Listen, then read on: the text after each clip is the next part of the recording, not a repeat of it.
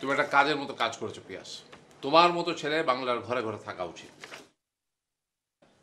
একটা না দুলা ভাই, পিয়াসের মতো ছেলে বাংলার ঘরে ঘরে 11টা করে থাকা দরকার। 11টা? হ্যাঁ, গুনে গুনে 11টা। তার মানে কি তাহলে 12টা না 10টা না 11টা কেন? 11টা মানে ফুটবল টিম।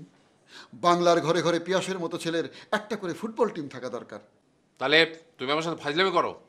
তোমাকে আমি লাস্ট ওয়ার্নিং দিয়ে দিচ্ছি, তোমার এসব ভিলেজ পলিটিক্স তুমি অন্যের সাথে করবে, আমার সাথে করবে না। যাও এখান থেকে বেরো, যাও। যাব? হ্যাঁ যাবে। দুলা ভাই, আমি এসেছিলাম আপনার বিয়ের ব্যাপারে আলাপ করতে। আঙ্কেলের বিয়ে? এই তো সর্বনাশের কথা।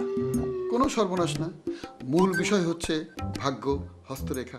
তোমার ভাগ্যের আমি নিকুচি করি, তুমি এখান থেকে বেরোবে কিনা? বেরো বেরো। ভালো ভালো জান মামা, নাহলে খবর আছে কইলাম। দুলা ভাই, আমি এমনি এমনি কথা বলতেছি না, আপনার কপালের রেখা দেখে কথা বলতেছি। তোমার কপাল ফাটিয়ে তোমার কপালের রেখা আমি বদলে দেবো। যাও জান না মামা। চলো।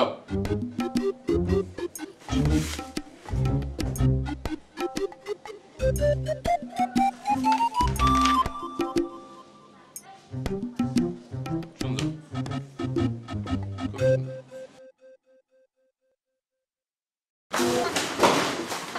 কি ব্যাপার?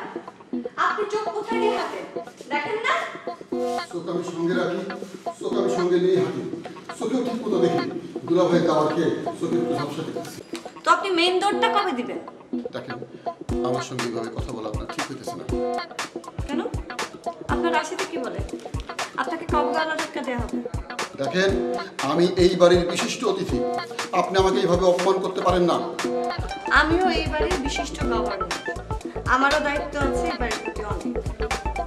এভাবে দেখবেন না, যান।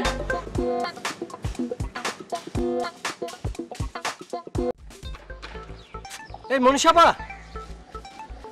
মনীষাপা কেমন আছেন? ভালো। এই নিন ধরুন। কি এটা? ধরুন না, একটু দোয়া করে দিন। দোয়া করে দেবো মানে এগুলো কি? এগুলো ভিসার কাগজপত্র, ভিসা প্রায় ফাইনাল, আজ এমবিসিতে যাব, হয়ে যাবে। আপনার দোয়ার বিশেষ প্রয়োজন আছে, একটু দোয়া করে দিন। তারেক ভাই, আমি এমনিতে অনেক ঝামেলার মধ্যে আছি, ঠিক আছে? না না না, কোনো ঝামেলা নেই, আমার ভিসা হয়ে গেলেই ঝামেলা শেষ। আশ্চর্য, আপনার সিঙ্গাপুরের ভিসা হওয়ার সাথে আমার ঝামেলাকে জড়াচ্ছেন কেন? সেটার একটা কারণ আছে। আমি সিঙ্গাপুরে যাওয়ার 1 মাসের মধ্যে আপনার একাডেমির কাজটা শুরু করব। আমার যত কষ্ট এটা আমার করতে হবে। কি শর্ত? ওই যে ছ্যাঁচড়া টাইপের একটা ছেলে আছে না, ওই যে হ্যাংলা, ওই যে মোটা মাথা, পিয়াস, ও যেন আপনার একাডেমির আশেপাশে না আসতে পারে। আপনার যা খুশি আপনি তাই করেন, ঠিক আছে? আমার একাডেমি কিছুই দরকার নাই। বাবু পিয়াস, এই আমার সাথে আর রহস্য না করে ডিপ্লোম্যাটিক পদ্ধতিটা বলো না একটু, কিভাবে পোস্টারগুলো বিলি করবে?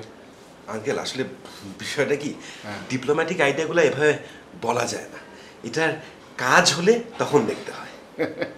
তুমি আবার আমার সাথে ডিপ্লোম্যাটিক প্যাচ মেরে কথা বলছো। আচ্ছা বলো বাবা, আমার আর ধৈর্য মনে রাখতে পারছি না, কিভাবে তুমি বিলিটা করবে সেই পদ্ধতিটা আমাকে একটু বলো। আঙ্কেল আপনি কিন্তু একদম শিশুর মতন অধৈর্য হচ্ছেন। একটা দিন সময় নিন, দেখবেন এই পোস্টার বিলির রহস্যটা। আচ্ছা আঙ্কেল, আপনাকে আমি একটা কথা বলি, মাইন্ড করবেন না তো? পিয়াস, তুমি কি সিরিয়াস কোনো কথা বলবে? জি আঙ্কেল। তাহলে থাক, বলার দরকার নেই, কারণ একমাত্র সিরিয়াস ব্যাপার নিয়ে আমি ডিল করছি, সেটা হলো লজ্জাহীন মানুষের লিস্ট তৈরি করা। আর কোনো সিরিয়াস কথা আমি শুনতে চাই না।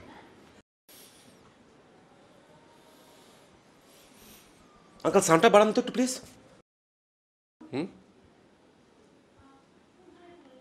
আজ দুপুরে ঢাকার বিভিন্ন জায়গায় এক অভিনব কায়দায় একটি পোস্টার বিলি হয়। আব্দুল লতিফ নামে একজন অনভিজ্ঞ ব্যক্তি লজ্জাহীন মানুষের একটি পোস্টার বিলি করেন। এই পোস্টার বিলি করার কারণ বা উদ্দেশ্য এখনও জানা যায়নি, তবে ঢাকার প্রায় 20টি স্পটে একটি চক্র এই পোস্টার বিলি করে থাকেন। এই পোস্টার নিয়ে সারাদিনব্যাপী চলে বিভিন্ন আয়োজন সভা। আলোচনা করতে দেখা গেছে সরকার সহ দেশের সকল স্তরের মানুষের মধ্যে। পুলিশ প্রধান আব্দুল লতিফকে 24 ঘন্টার মধ্যে অ্যারেস্ট করার অঙ্গীকার করেছে। আঙ্কেল আমার না খুব ভয় করছে। কেন? পানি খাবো আঙ্কেল। রাখো রাখো, পানি খেলে যাও, রান্না করে গিয়ে খেয়ে আসো। শোনো, আমার কিন্তু মানে এই যে ডিপ্লোম্যাটিক পদ্ধতিতে পোস্টার বিলির ব্যাপারটা দারুণ লাগছে। আমার ভীষণ আনন্দ লাগছে।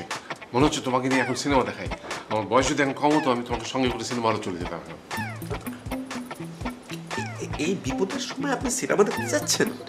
আঙ্কেল, কিছুক্ষণ পরে কিন্তু পুলিশ নিজেদের সিনেমা শুরু করবে। হ্যাঁ, তা অবশ্য ঠিক। পুলিশ সহজে আমাকে ছাড়বে না। আঙ্কেল, পুলিশ যদি আপনাকে ধরে তাহলে কি আপনি আমার কথা বলে দেবেন? কেন তোমার কথা বলতে যাবো? মানে পুলিশ ধরলেই কিন্তু ডান্ডার বাড়ি, হ্যাঁ?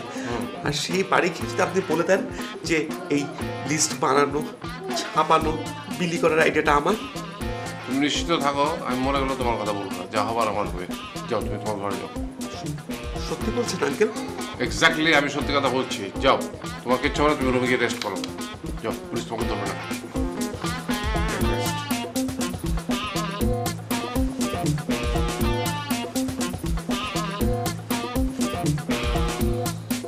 যাও যাও যাও।